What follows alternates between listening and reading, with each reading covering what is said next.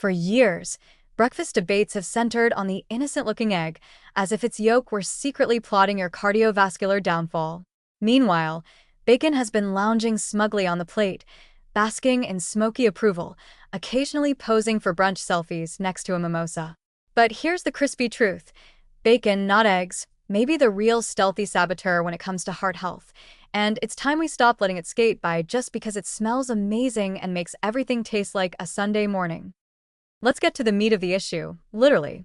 Bacon is a processed meat, and that alone puts it in the nutritional penalty box. Add in its high levels of saturated fat and sodium, and you've got a triple threat to your cardiovascular system. Saturated fat raises LDL cholesterol, the kind that encourages plaque buildup in arteries. Sodium raises blood pressure, and high blood pressure is like giving your arteries a daily stress test they didn't sign up for. Combine the two, and your heart is stuck in a high-stakes game of dietary dodgeball and losing.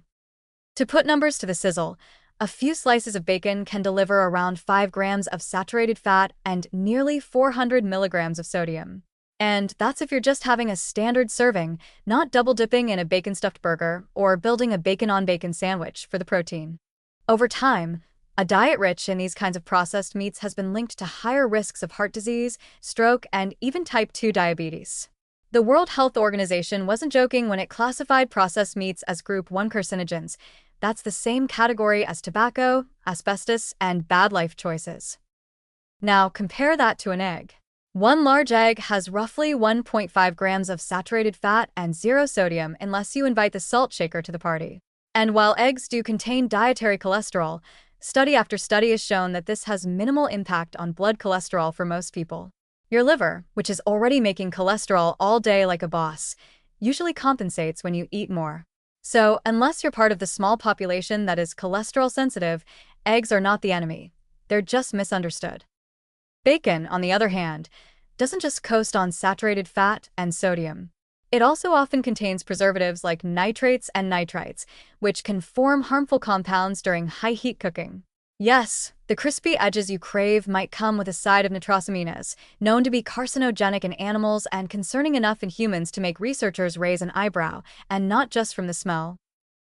And yet, bacon continues to enjoy cultural hero status, gracing t-shirts, memes, and bacon-wrapped everything recipes, as if it were some kind of meat royalty. It's the James Dean of food, cool, rebellious, and a little dangerous. But unlike James Dean, bacon doesn't get more charming with age. It just keeps silently fueling your blood pressure and LDL cholesterol while seducing you with that smoky crunch. None of this is to say you need to swear off bacon forever or live a joyless, meatless existence of kale and regret.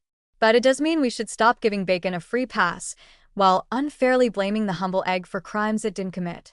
If you're going to point fingers at your breakfast, point them in the direction of that cured strip of sodium and fat, not the protein-packed, nutrient-dense, or beside it. So the next time you're navigating the breakfast buffet or building your brunch plate, think twice before doubling up on bacon just because it feels right.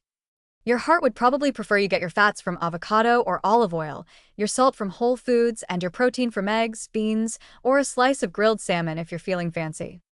In short, bacon may be tasty, but it's also trouble in a pan. Eggs, by contrast, were merely victims of nutritional gossip. So let's stop blaming the yolk and start watching the bacon.